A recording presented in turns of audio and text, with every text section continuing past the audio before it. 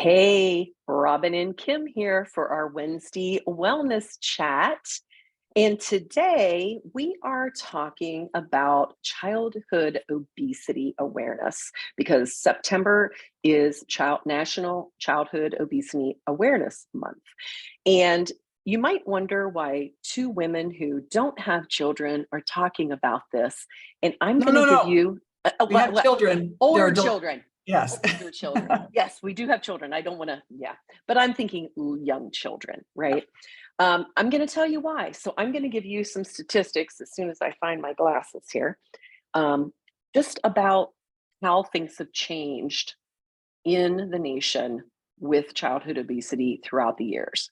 So, childhood obesity, there are more than 12.7 million American children who have obesity. That's almost 20% of all children. That is huge, 20%, right? What does it come from? Sedentary lifestyles, unhealthy eating habits, a lack of parental supervision, all are factors that contribute to the obesity. And why are we so concerned about it? Because if you don't make changes in your children early and lead by example, they're going to lead to terrible things like heart disease, diabetes, cancer, high blood pressure, all of that bad stuff. Yep. And I'm gonna go ahead and I know someone who is an 18-year-old child, right? I'm not going to mention any names, but this is a true scenario. So they went in for their physical and they had high blood pressure, 18 years old. So I think it was 17 when he went in for this. Not like overweight to the point where you would think that this person was obese or anything, but like a little extra weight, right? So this person took it upon himself to say, okay, I can't deal with this high blood pressure. I'm 17 years old, 18 years old. I've got to, do something. This person started walking on a treadmill, going outside, doing whatever. And the biggest thing that he did was he quit drinking soda. So many kids drink soda.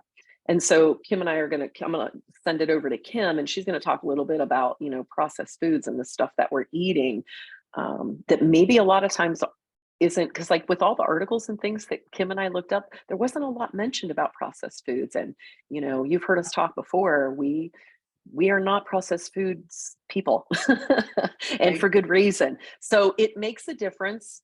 I'm using this scenario. It's a real person that I know, and they made a huge change, slimmed down like 20 pounds, That's feels amazing. great. Yeah. And like, I'm so happy for this person because they're starting their life, their adult life in a positive, good, healthy manner. So that's Yeah. all I'm going to say there. I'm off of that, but that just came to me just now as I was thinking about that. And yeah, I want everyone to experience and be healthy like that going into their adulthood.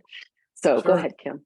Yeah, because it gets harder as we get older. But the one interesting thing I read, one of the sources I read was said lifestyle issues are the main reason, like Robin mentioned, too little activity and too many high caloric food and drinks. And what do teenagers eat? Especially they eat the fast food, they're meeting their friends, whatever, McDonald's, and going to the drive-through, getting a lot of people get Starbucks, which is that pumpkin spice, whatever has, like I saw one had 66 grams of sugar. That's Oh crazy. my gosh. And you But can make this stuff at home. yeah, You can so, make healthier versions. but they said it's like they're learning this behavior from their parents or caregivers. So they're not just like saying, I want to go eat this crap unless it's shown them that this is available. So what are they eating at home? Are they eating healthy stuff? Or are they eating convenience, processed foods? And I know a lot of parents are busy today. Two parents working. And so they don't have a lot of time to, fix big meals, but it can happen. Go ahead. Can I show them? So the Yes. Oh, company, yeah. the company that Kim and I partner with, they don't just take care of adults. They have healthy, quick meals, 75 of them that I wish I would have had when my kids were little, right? If I Mhm. only would have been in here, for their lunches, because it is hard to pick something that they like. And even like some of this stuff could be like a dinner too. So it's not as difficult, like, as Kim said, people are busy. If you plan and if you have the tools to help you, it's attainable. So go ahead. Yeah. Sorry. And oh no, and then another statistic that I think is really interesting is that they say up to kids are eating up to 80% processed foods. And adults are eating up to 60% processed foods, and really we shouldn't have more than 20% a day. And so I find that really interesting. And it's showing, studies have shown that when you eat that much processed food, it, for kids especially, it's starting to change DNA, which is scary. And so, there's so many things in processed foods that are not great for us, like the dyes, the colors. And we're going to talk about that next month. We're going to talk about reading healthy labels. So I think that's interesting. We'll save that for that. But I know we've shared this book before, Ultra Processed People. Sorry about the glare. And sorry, it's backwards. But this No, it's is, not. It's good. oh, is it? Okay. Yep. So eye-opening on what ultra processed food is. I mean, so many foods are processed. Some are not bad. I mean, you buy your quinoa in a box, or your lentils, or they come in a package, right? Your split peas, beans, your meats are packaged up. But we're talking about ultra processed foods. So it's so prevalent, and people can just stop at the 7-Eleven and pick up whatever they want. Yep.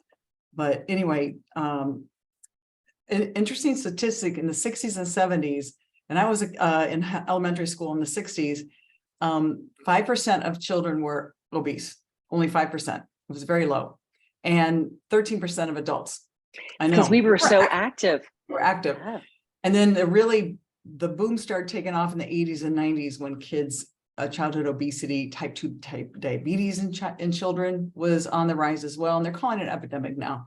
But they're saying by 2030, with the trajectory we're on, that by 2030, 26% of kids will be obese and 50% of adults, which is, that's scary.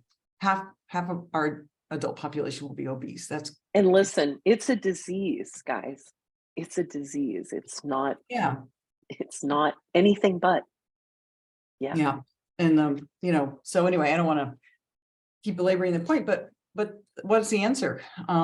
Moving more and having kids play outside more, or be in activities helps. Also just eating more whole foods, getting away from the processed foods, but giving your kids fruits and vegetables, and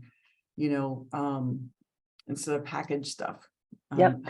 And it's do it one thing at a time. You don't have to do everything at once, because it is hard. It's hard when you've got kids in sports and you're running to school and you got homework and you're doing this and doing that and you work. But I was talking to my physical therapist, because we talk about this kind of stuff. Like, she's kind of like, she wants to be good with her children and feed them healthy. She goes, but it's just so hard, and sometimes it's overwhelming. And she said, I just have to do it one thing at a time. And I'm like, yeah, make one change at a time. One, like, move more, like, get off of the video games, pack one healthy thing in their lunch. If you give them processed foods, and then slowly change it over to, they won't like them. Just like adults, your taste buds are going to change, and you're going to like the real food and say, this tastes artificial, when you taste the bad, terrible processed food. So yeah, one thing at a time. And just know too, Kim and I, like, we're not doctors, we're not nurses. And every time we come on here, each week we come in here, we just want to raise awareness, because we're so passionate about health and fitness and wellness and what we do. We want everyone else to be too. So just as a little side note there. Yeah. And just take it for what it is. We're just giving an education, and we've learned, sharing what we've learned. So, so we're not trying to beating anybody over the head. Right, right. Yeah. We're just Uh, passionate. We're just passionate. yeah. So, So, well, listen, yeah, we'll be on next week. And yep. anything else you want to add, Robin? Nope, I think I'm good. Okay. Questions, let us know. If you want if you want to know about this, let us know. We can lead you to it. So, Yeah. Just want to say have fun and live young. We'll see you all next week. right. See you next week. Bye-bye.